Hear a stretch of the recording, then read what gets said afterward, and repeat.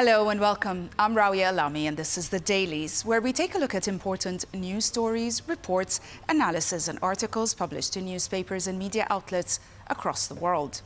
Newspapers focus today on the outcome of the NATO summit in The Hague, which most newspapers viewed as a total win for American President Donald Trump. The leaked intelligence report that undermines Trump's claims of the extent of damage dealt to the Iranian nuclear site by American strikes received a lot of attention as well, with many reporting on the uproar that the leaked report caused, as well as the White House's decision to limit such intelligence sharing. Another story drew the attention of newspapers and media outlets today, especially in America, was Zohran Mamdani's win in the mayoral primary elections in New York. Let's start with the Wall Street Journal, which published a report highlighting a historic shift in NATO defense policy, as European members and Canada, under pressure from the US and facing a growing Russian threat, agreed this week to dramatically increase military spending. The new NATO target is 3.5% of GDP for direct defense and up from 2%, plus another 1.5% for security investments like cyber and infrastructure. Now, the article also points out that while the US is still outspending Europe and Canada, some countries near Russia like Poland and Estonia are already close to the new target. As you can see here on the chart, the third place is the US, while it's actually spending close to 3.5%, which is the current requirement. You have Poland and Estonia outspending it with more than 4%. And if you go down the list, you can see many countries are barely spending beyond 2.5%, some of them not even reaching that percentage of the GDP, only 2%. And then you have Spain that is probably spending less than 1.5%. Russia, meanwhile, is spending over 6% of its GDP on defense, now the most since the Cold War. The article concludes that while NATO forces are large, Europe still lacks unity and key military capabilities, and the new spending aims to close those gaps. To the Times now, which used an interesting title for its report on the dramatic scene at the 2025 NATO summit in The Hague. The title, as you can see, reads, "Daddy Trump takes center stage as NATO bows to his demands." Now, the report describes how President Trump was the center of attention, even being called daddy by NATO Secretary General Mark Rutte in a playful, headline grabbing moment. The report goes on to say that diplomats went all out to keep Trump happy, hosting him at a royal palace and also praising his leadership. The summit focused on major increases in NATO defenses spending, with allies agreeing to raise their military budgets to 5% of GDP, a historic move pushed by Trump. The Israel-Iran war or conflict and the war in Ukraine were key topics, but the mood was upbeat and leaders celebrated the new spending targets. The report notes that while Trump's style and outbursts caused some discomfort, the summit ended with a sense of unity and achievement. Martin Kettle had a different opinion of the scenes from the NATO summit. He described it in his article in The Guardian, as you can see here, by saying, "Without dignity, leaders fell at Trump's feet in The Hague, and for what? All of NATO's key problems remain." Kettle emphasizes how NATO's summit in The Hague was carefully tailored to please President Trump, focusing almost entirely on his demands for higher defense spending. The meeting was shortened and streamlined to avoid topics that might upset him, like Ukraine or even Iran. Also, NATO leaders, led by Secretary General Mark Rutte, praised Trump repeatedly and agreed to a new target of 5% of GDP for defense. Also, though this is a long-term goal, not an immediate reality. The author points out that while the summit avoided a crisis, it did not resolve deeper issues: Trump's unpredictability, unclear support for Ukraine, and Europe's dependence on US leadership. The article concludes that Europe must now work to strengthen its own defenses, regardless of who sits in the White House. Le Monde published an op-ed for Zaki Laidi arguing that European support for Ukraine is being tested by an unforgiving international environment.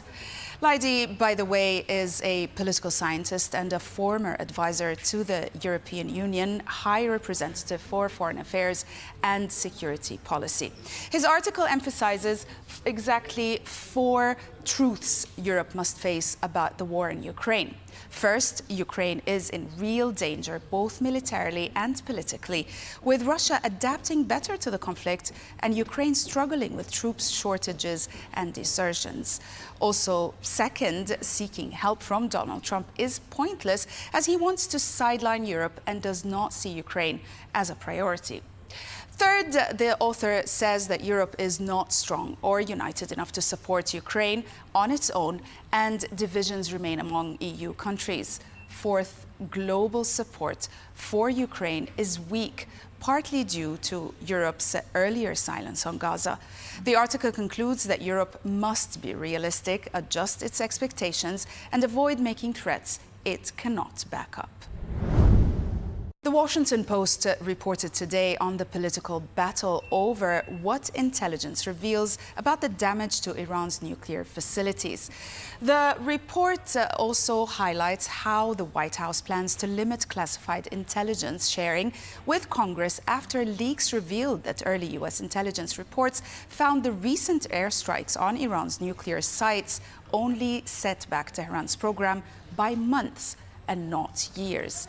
The move comes just before a scheduled classified Senate briefing on Thursday, where top officials like Defense Secretary Hegseth and CIA Director Ratcliffe will try to convince lawmakers the attack was a major success. Notably, Director of National Intelligence Tulsi Gabbard, who previously stated Iran was not building a nuclear weapon, will not attend.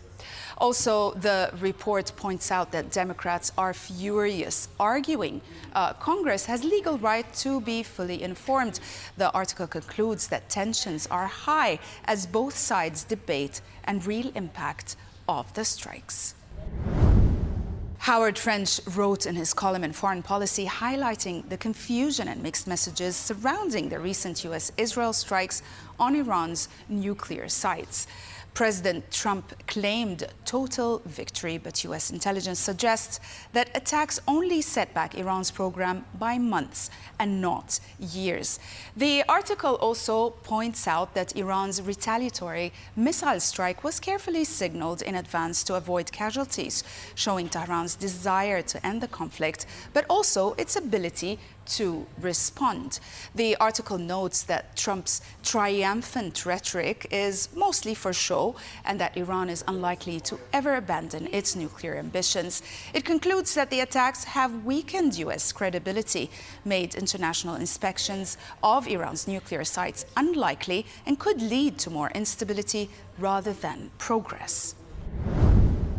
The Telegraph published an exclusive report on how Gulf allies are increasingly alarmed by Israel's recent war with Iran, warning that Prime Minister Netanyahu's aggressive military actions risk unraveling years of diplomatic progress in the region. While some Gulf officials privately hoped Israel would cripple Iran's nuclear program, there is growing concern that Netanyahu's unchecked power and willingness to use force now make Israel and not Iran the main source of regional instability.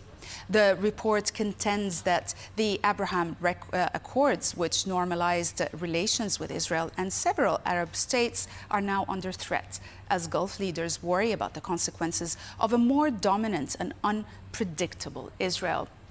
It concludes that despite some quiet support for weakening Iran, most Gulf states for a cycle of conflict that could destabilize the region and undermine their own security and economic ambitions. A news analysis published by the New York Times discussed how President Trump's recent airstrikes on Iran have raised new concerns in China about U.S. willingness to use military force in distant conflicts. It points out that the Chinese leaders are now trying to understand what this means for Taiwan, which Beijing claims as its own, but is protected by U.S. arms sales and the threat of intervention. The piece also notes that Trump's unpredictable style, switching between tough talk and diplomacy, makes it hard for China to predict how he might respond to a crisis over Taiwan. While U.S. officials continue to support Taiwan, Trump's own statements have been vague, and China is stepping up military pressure. The analysis concludes that Iran's strikes have made Beijing more cautious, but have not changed its long-term strategy towards Taiwan. We'll stay with the New York Times, where we will end with an article by Michael Lang detailing the dramatic transformation of New York City politics as Zohran Mamdani, a 33-year-old Democratic socialist, defeated former Governor Andrew Cuomo in the Democratic mayoral primary on June 25th. The article points out that Mamdani's campaign focused on rent freezes, free buses, and taxing the wealthy, energized young voters and immigrant communities across the city, especially in Queens and also Brooklyn. While Cuomo relied on older Black voters, wealthy Manhattanites, and Orthodox Jewish communities, Mamdani built a broad coalition of working and middle-class renters from diverse backgrounds. The author notes that Mamdani's social media savvy and door-to-door organizing helped turn out record numbers of young voters. It concludes that Mamdani's win signals a new era for the Democratic Party in New York, driven by a younger, more diverse electorate. That's it for today. Thanks for watching.